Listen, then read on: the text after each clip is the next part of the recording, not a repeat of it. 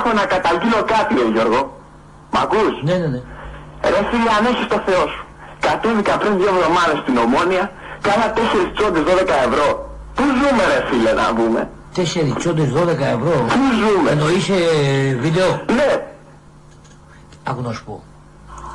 Αυτό να το ξέρεις στη ζωή σου. Όταν δεις ότι πας σε ένα μπουρδέλο και έχει κάνει αύξηση τανάπου, αυτό σημαίνει ότι ακρίβει η ζωή. Ναι, αλλά γι' αυτό. Ναι, αυτό μου σου λέω. Το μπουρδέλο και η πουτάνα είναι το βαρόμετρο της αγοράς.